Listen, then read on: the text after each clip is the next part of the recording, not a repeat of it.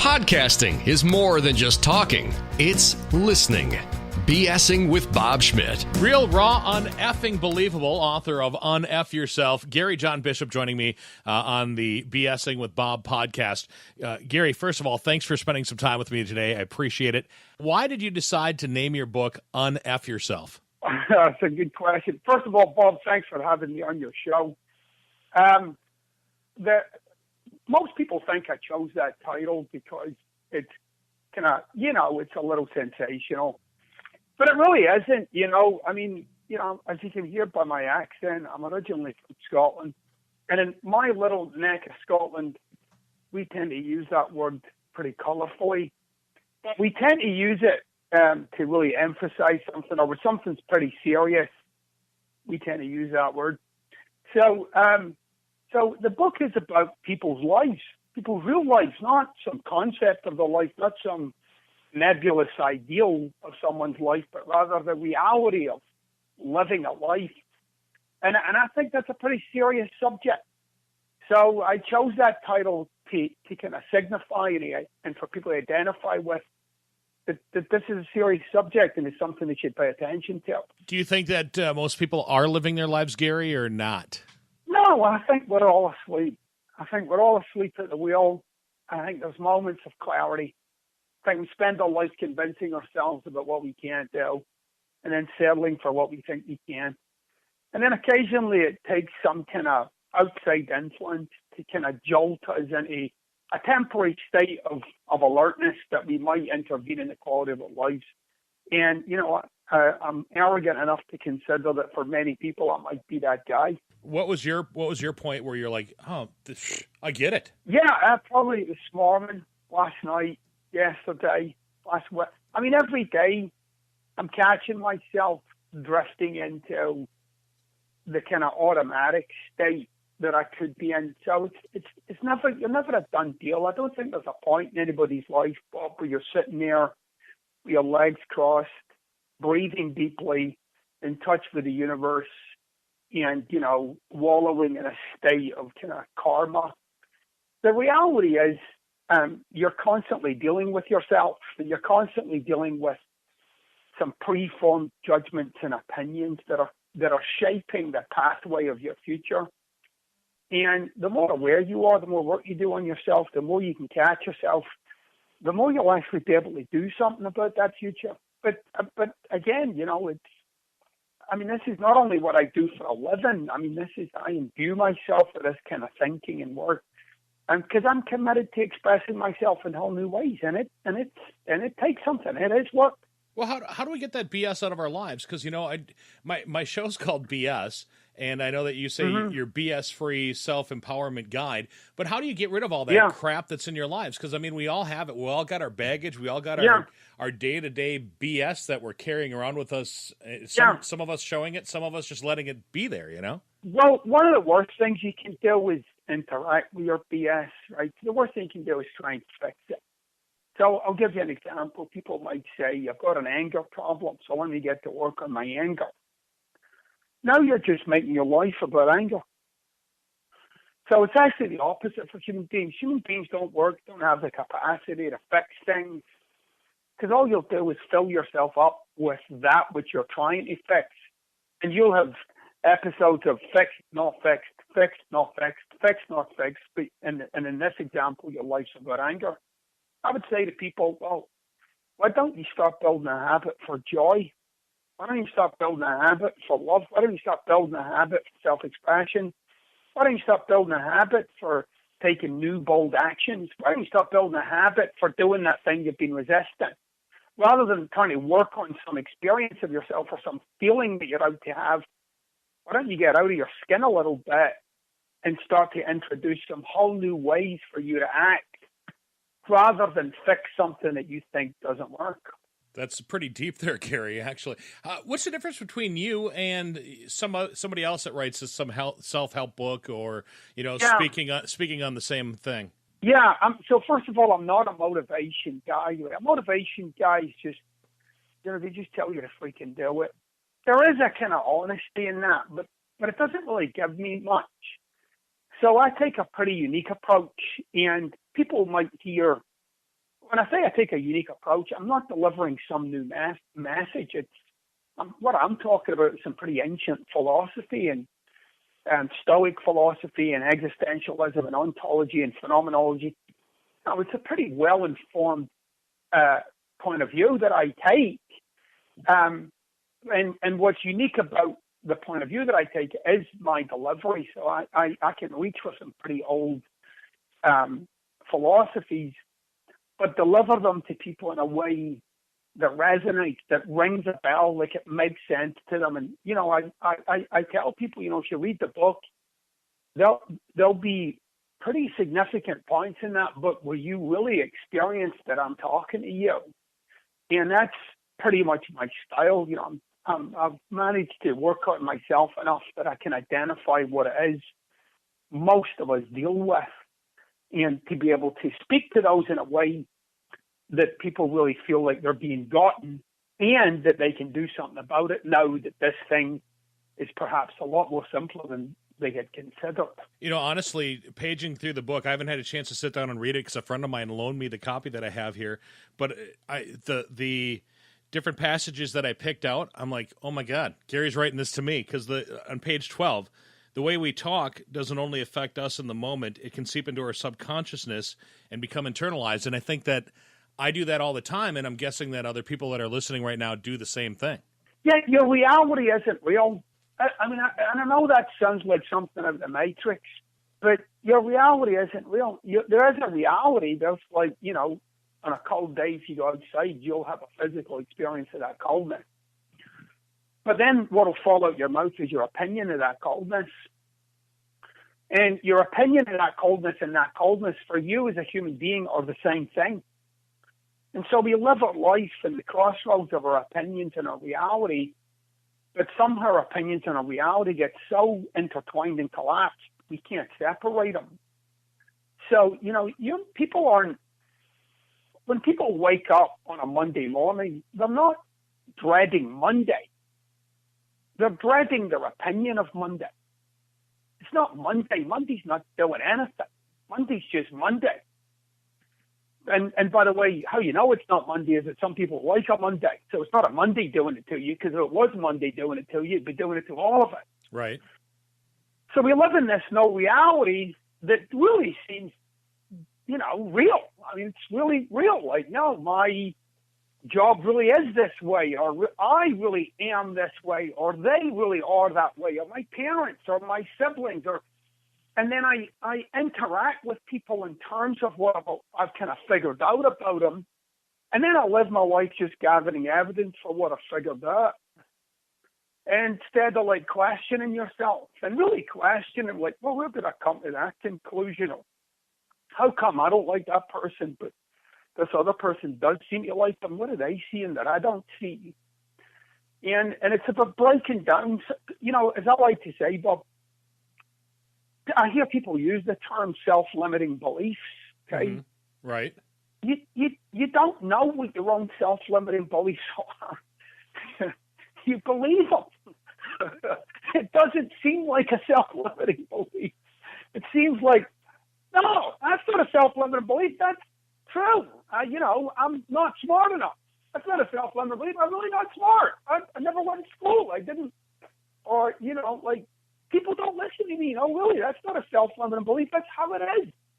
Right? So you're so in your own self-limiting beliefs, and that's one of the things that I really wrote the book to do with people, is to start to intervene and jar them awake to some of the stuff that they tell themselves, but it doesn't seem like I'm just telling myself this thing. It seems like this thing that I'm telling myself is real.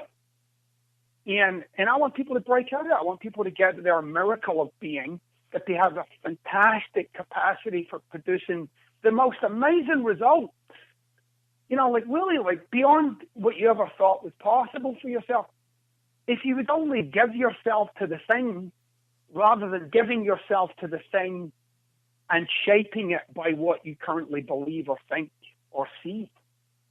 So we're basically just limiting ourselves, and that's where the title UnF Yourself comes from. Yeah, I mean, you don't have self-limiting beliefs. You are self-limiting beliefs. Like it's in everything you do.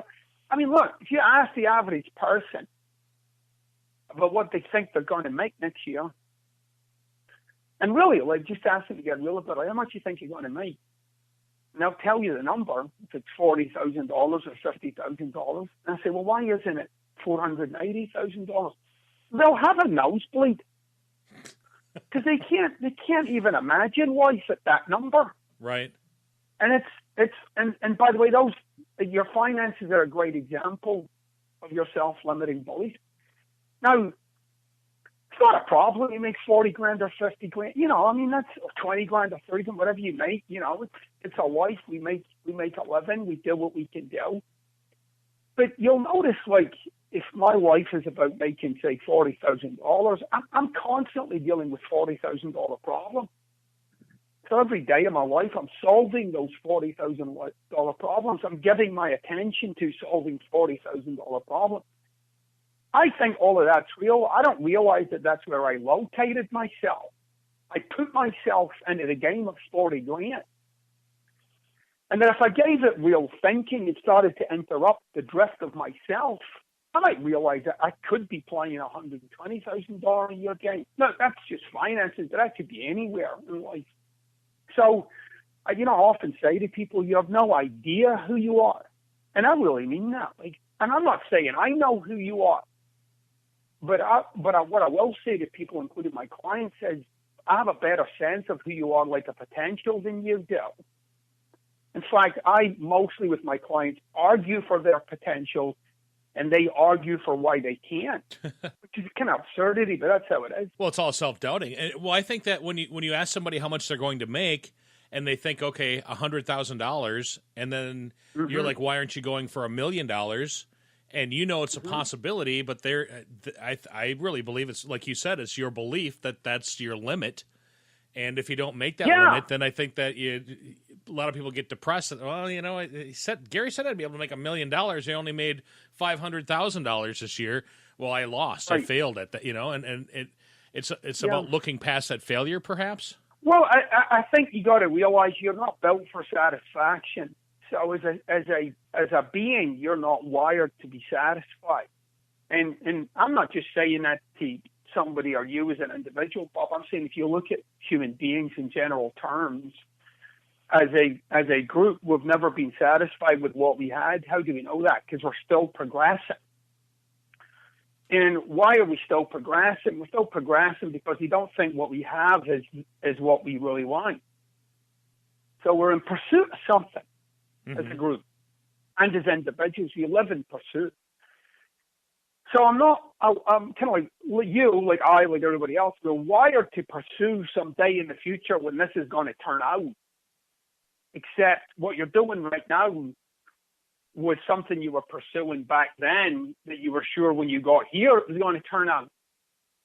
Yet this ain't it either.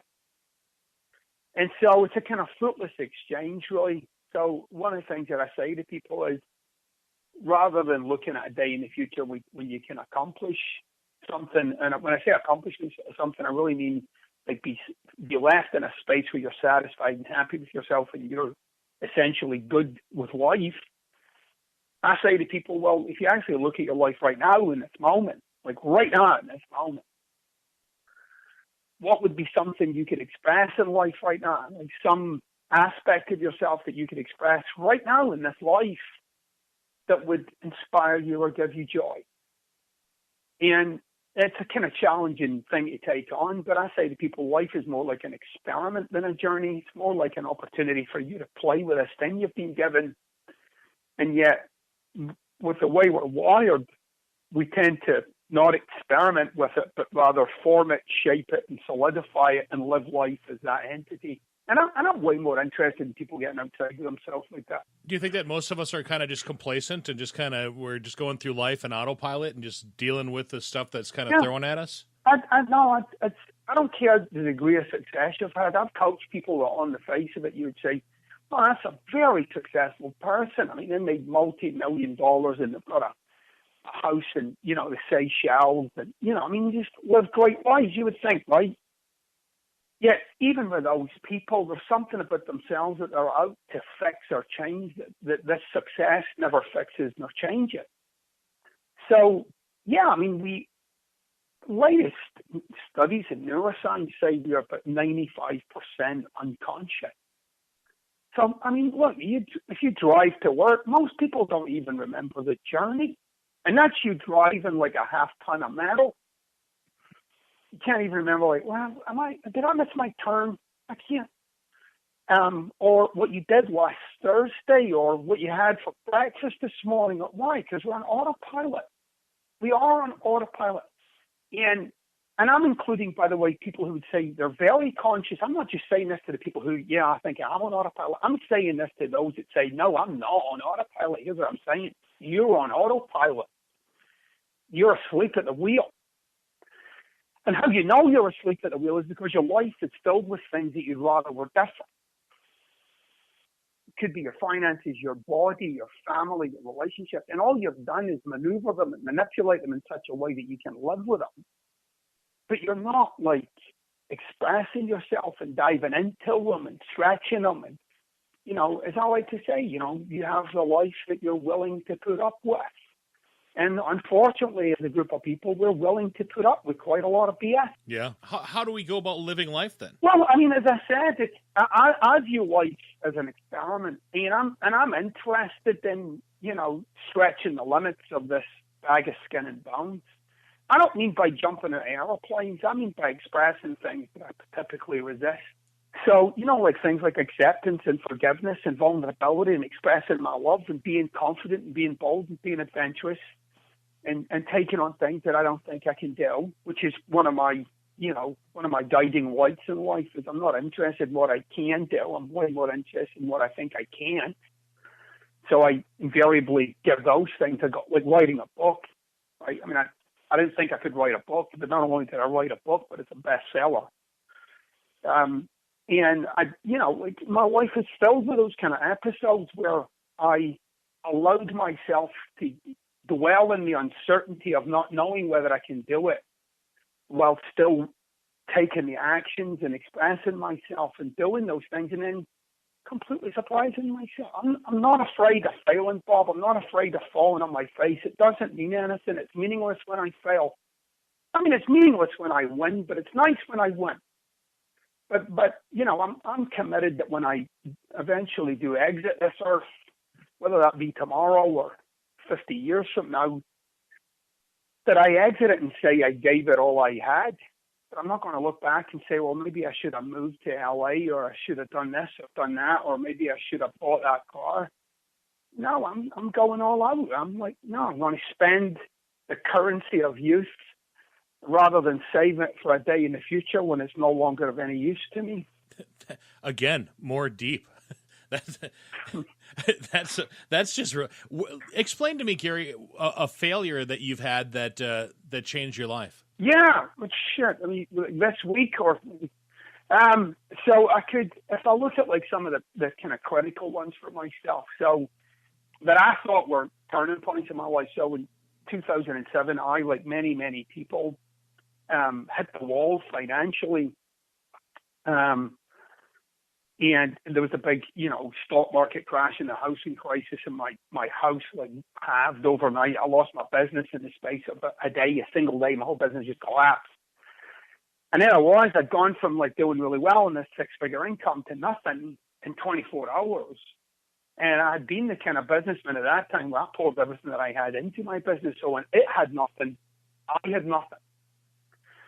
And, you know, I was faced with bankruptcy, you know, and I actually started the process. I'm going to declare bankruptcy. I'm going to move out of this house. And then I had this, you know, like a personal crucible where I thought, you know, this doesn't.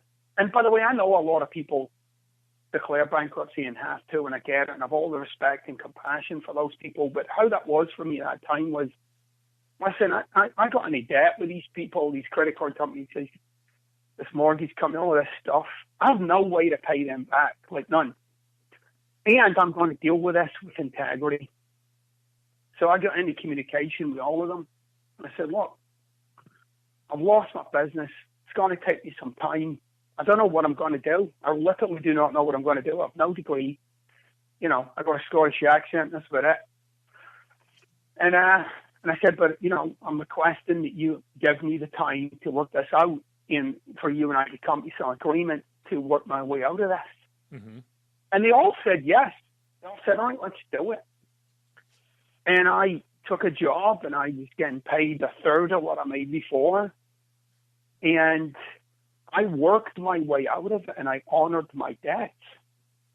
And it was life-changing for me. I realized that I was no longer a circumstantial human being and that I could manipulate circumstances to have them go my way. It wasn't the other way around.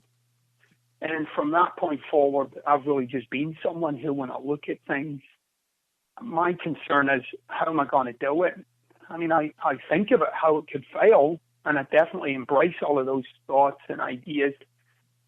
But when I give my word to something that I'm going to do it, I just keep handling whatever I need to handle until it's done, period, all the time, every time. And that stood me in good stead for a number of years now. I wish more people were that way, actually. Do you think your upbringing brought you to that point, Gary? I don't think so. There's a lot of crap from back then that gets in the way. I think it was a combination of maybe some aspects of that, some aspects of what I learned along the way in terms of mistakes. And then once I hit my late 30s in life, I started to do personal growth work. I started to get into the whole idea of understanding myself, but not so that I could spend my life picking fluff at my belly button and telling people what I found. But rather from if I understand myself better in this area of my life, what would that then free me up to do? And that's probably my big criticism of this whole self-help thing. I don't think it always gives people access to doing something else. I think it just kind of placates them or sterilizes them to just, be okay with the kind of swamp they're in. I want to jump in and ask a question on that because, you brought up a good point because there are a ton of self-help books out there. There's a ton of people that read self-help books, that listen to podcasts and watch YouTube videos and all about being a better me, all about making the best me that I can. They read all this stuff, they take all this stuff in, and they don't do anything with it. Right. And that's kind of like how we are as human beings. We end up buying books looking for the new thing, like somehow that new thing will light something up with us. And that thing that's now lit up will intervene with me. And that doesn't happen enough for it to be a reliable methodology for getting your life on track. I've got a problem with the whole self-help thing, actually, right? I mean, I'm kind of like the anti-self-help guy. I'm like the self-wake the hell up kind of guy, right? And I'll look at a lot of, and I'd say this thing in quotes, experts in the self-help field. And it's invariably people that are talking from something that happened in their life. And what I find is if you talk to people about some of the great things they did in their life, they're not at the source of it. They're not. There's what they think made that happen, and then so they'll write a book about that. But if I talk to them, they get surprised and they find out what actually made that happen was something they didn't think was at play. So in theory, a lot of those books are more like a Monday morning quarterbacking session of a time in the author's life. The alternatives are written by usually like psychologists who just give you a psychological perspective of what it is to be a human being, which again, basically all I'm going to get from that book is some kind of category that I belong to, some kind of self-diagnosis. I don't know if it opens the door to anything. I mean, it might, but I don't. It never did with me. And what I want to do with people is, I'm going to kind of inform you. I'm going to give you the world of how come we be the way we be in life. But then I'm also going to make it so real for you that you're going to be compelled to do something when that book closes. Like, you can't live with what I just told you. You can't undiscover what you just discovered about yourself. And you can no longer sit in that chair because you know exactly what you're doing to yourself in your life, and you are at the source of it. So I I'm not a fan of self-help. I'm a big fan of self-growth. I'm a big fan of personal growth and development. And I think everybody, if you're not working on yourself, then you got your eye on the wrong stuff. You got to work on yourself. You got to. It's okay to be filled with hope and positivity and, you know, all of that kind of stuff. That doesn't exclude you from doing work on yourself. It's your duty as a human being to understand the profundity of your own machinery and to be at the source of it in such a way that you can manipulate it to your own good. So do you regularly try to UnF yourself? Yeah, I mean, I speak from, I'm my biggest guinea pig, you know. I work probably 14 or 16 hours a day. It includes like building new strategies or coming up with new ideas, or, you know, I'll contemplate something. I'll spend 6 months contemplating something, just to try and understand it. You know, one of the things that I was thinking about recently was this thing called confidence. And I noticed like a lot of people use that word to describe why they don't do things in life. Like, I don't have confidence. Like, I could have it. And if you were to ask yourself, like, people say stuff like, I don't have confidence, and then they just go on and do what they're doing. But they haven't even thought about it. Like, well, where's it located? Is there a confidence organ that I could perhaps get transplanted into my body? Perhaps there's a trigger for confidence. And yeah, I know that trigger. It's usually a couple of martinis. That'll trigger your confidence. Right. But ultimately, like, well, what is it? If you think about it enough, you'll see, and I'm using this as an example of kind of what I do. If you think about confidence enough, you'll see that confidence is an experience of yourself that arises when you look at what you're about to do and you can see something familiar in it. So when you look at what you're about to do and there's familiarity there, you'll experience something called confidence. You look at something and it's not familiar and it's unknown and uncertain, you will not experience confidence about that thing. There's got to be something there for you that you can identify with that would then allow you to experience this thing called confidence. So people point themselves towards situations and circumstances where they can experience that confidence that would then allow them to step into it. The problem with that is, if you identify something with what you're about to do, that means you've either done it or saw somebody else do it, which means you're not doing anything new. You'll never do anything new if what you're looking for is confidence. Confidence is an indicator of the familiar. So one might consider, maybe I should be doing the things that I'm totally uncertain about, unfamiliar with, and exposing myself and giving myself to mastering those things. Is it possible to ever master any of that stuff? I don't think mastery is a destination, Bob. I think it's a place you come from. Okay. I think you ask, if you ever get stuck in life, or rather when you get stuck in life, you might ask yourself, well, if I was going to be masterful with this thing, what would I do? You would ask yourself the kind of question that would demand an answer from you. So if you're somebody who procrastinates and you lie on the sofa and you watch Hulu all night, and you know you should be getting that work done, so you relate to yourself like a procrastinator, again, like there's some kind of procrastination organ within you, and you start looking up books and, I might have seasonal adjustment syndrome disease, whatever. I think that's what's going on with me. I think it's got something to do with my dad being an asshole when I was a kid. And that's why I'm watching Hulu tonight. Or you might ask yourself, like, all right, here I am laying on the sofa. I say I'm committed to writing a book or being a musician or being a poet or an artist or being financially successful. If I really am committed to that, what would a master do right now? And you would start to be and act in the ways that a master would, because a master is always in pursuit of mastery, but not like to get there, but actually to have that be a way of life.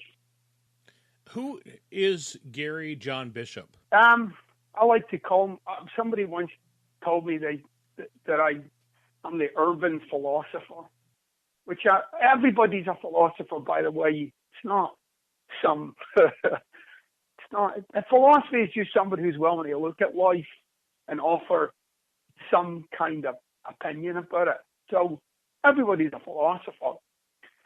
So who I like to position myself as an everyman, an everyday kind of guy.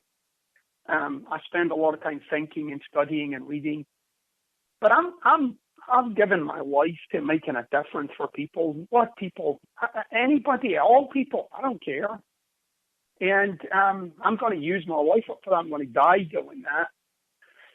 And I whatever little I am able to pull together and offer people that shakes them free from that chain of mediocrity and sameness, and I'm going to keep doing that and keep banging away at that doorway for people.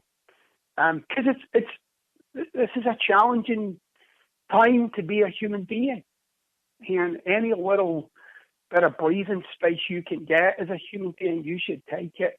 And there are people out there who do good things and offer the kind of stuff to people that does make a difference. And, I'm committed to being one of those human beings for other human beings. On your website, I see that you have clients that are professional sports stars and corporate stars as well. What's the difference between a corporate star and a sports star? I mean, there's a fundamental sameness to them. So it's like this kind of commitment to something. And it's an all-consuming commitment.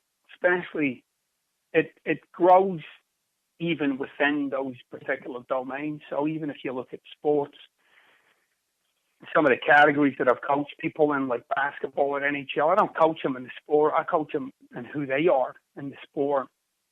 But they, even within the particular sport, it starts to separate. Like the passion gets bigger with some of them. And the ones who want to accomplish and get to those next levels, that's often what they come to me for. And it's the same in those, in those big corporations, right? There's a lot of really talented, a lot of really successful, very analytical human beings who operate in that paradigm of business. But it's a very isolated game. Business is very lonely. And it's a game that doesn't allow you to get in touch with your full humanity.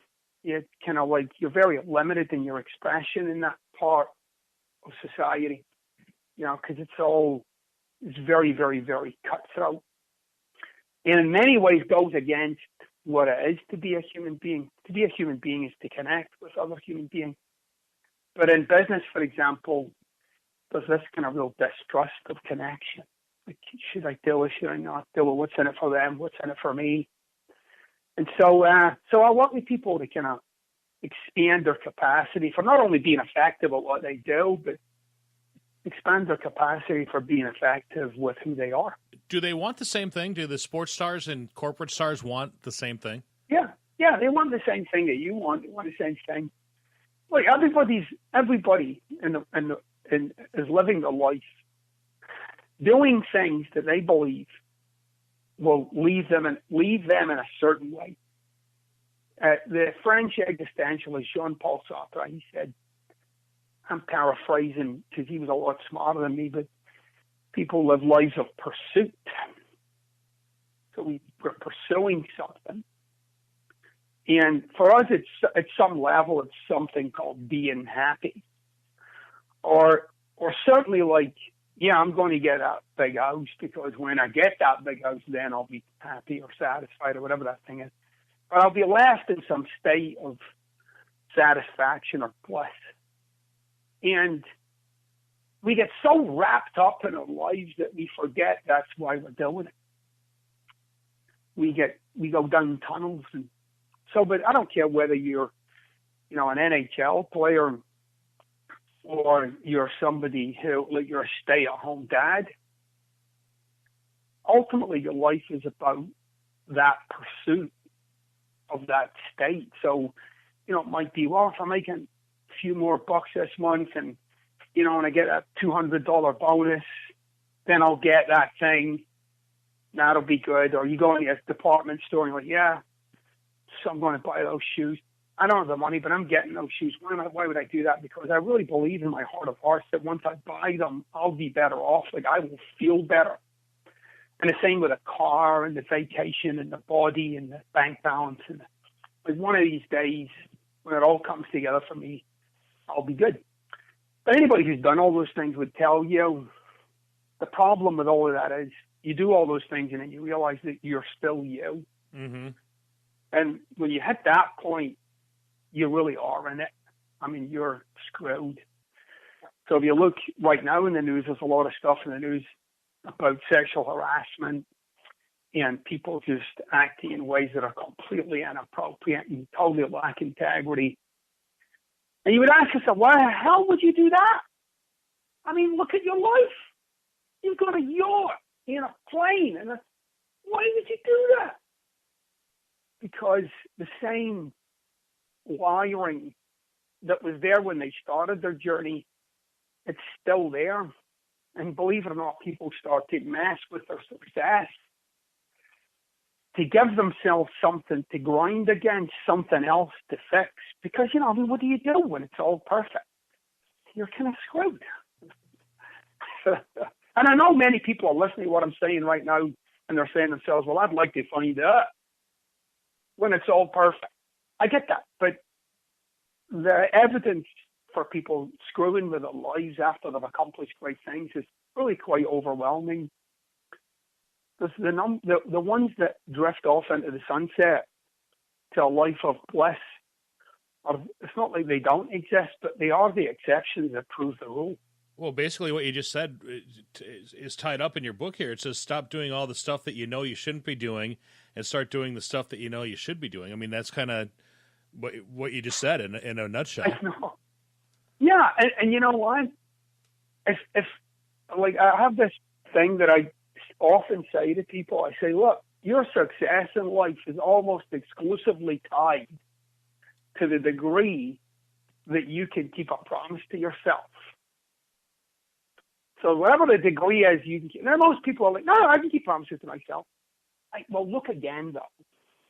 Like, look at the job you're in, the degree you got, your body, your finances. Those are your promises right there. Where you told yourself, I'm gonna, and then somewhere along the way you changed it because the other thing was easier. Now, keeping a promise to yourself is saying, I'm going to make $500 between now and next Monday night, and I've no idea how I'm going to do it, but it's on like Donkey Kong, and then I somehow do it. I give myself fully to that, and then I'm like, wow, I did it. And if you actually ask a person, they have examples of that in their life where they did something they actually didn't think they could. There was something that kept them going, but they did it. And I say to human beings, those opportunities are strewn across your life where you could actually give your word to something, and your job now is handling everything that you need to handle to deliver on that thing. There are no obstacles, just things that now require handling that didn't require handling before I said I was going to do it. So I'm a little bold in my declarations. I say what I'm going to do, because it gives me something to play against. It gives me like, okay, now I've got some big problems. Like, how am I going to do that?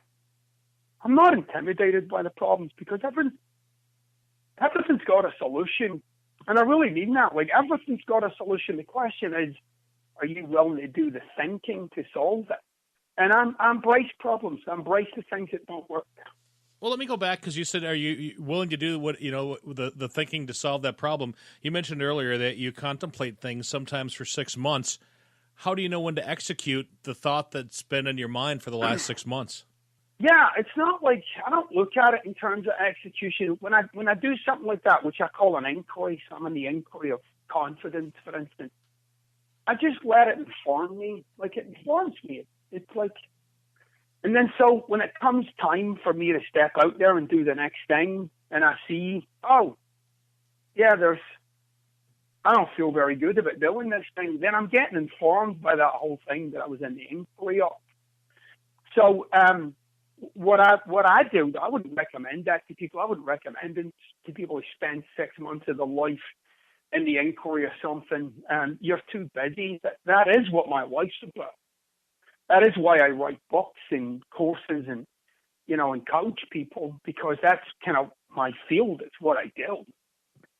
But I would say to people, look, if you're going to read a personal growth book or you're going to read anything in personal development, rather than sitting there reading it and coming to some opinion about it, and I mean any book, right? Because you could get any book. Any book can change your life if you're open to the suggestion that it could, right? And I really mean any book can change your life. Go read Cat in the Hat, and it could change your life.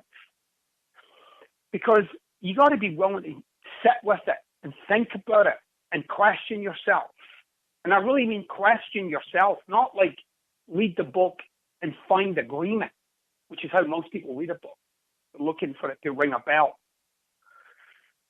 But to rather look at the book for how it might inform you. How does it speak to me? What am I missing here? What does that word really mean to me? And you'll find that just about any book could inform you in such a way that it could change the very next thing you're going to do.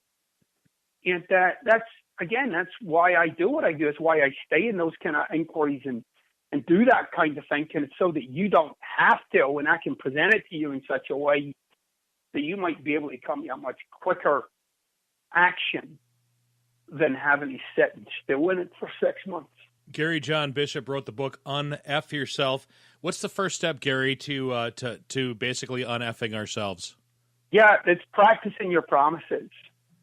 So it begins with stupid little things like every day for the next week, I'm going to get up on the first ring of the alarm, doing it.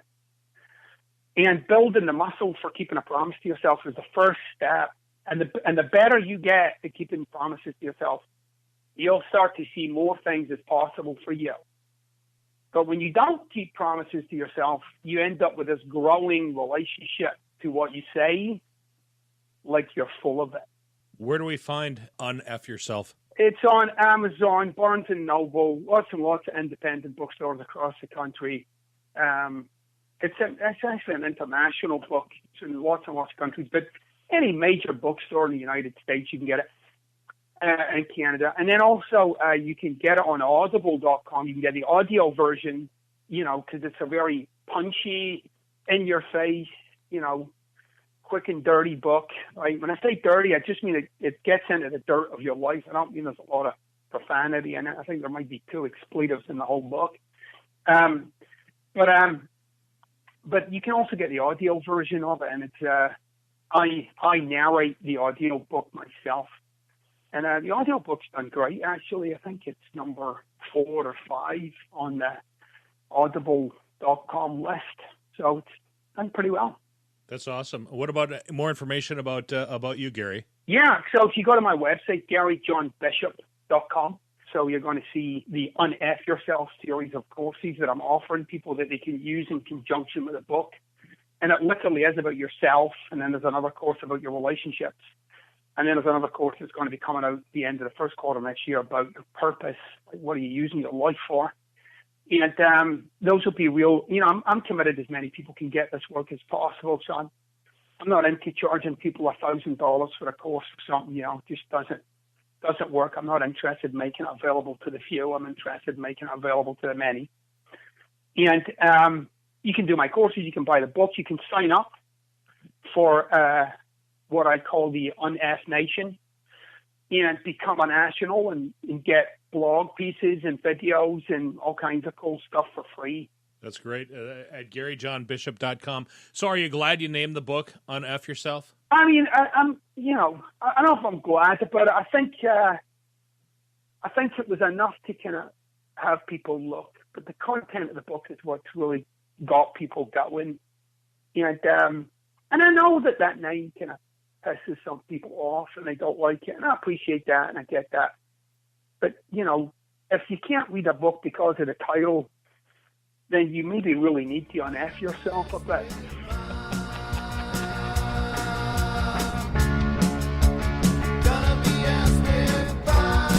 The BSing with Bob Schmidt podcast is brought to you by Orange Computer. Find them online at orangecomputerlax.com. This has been another podcastforhire.com production.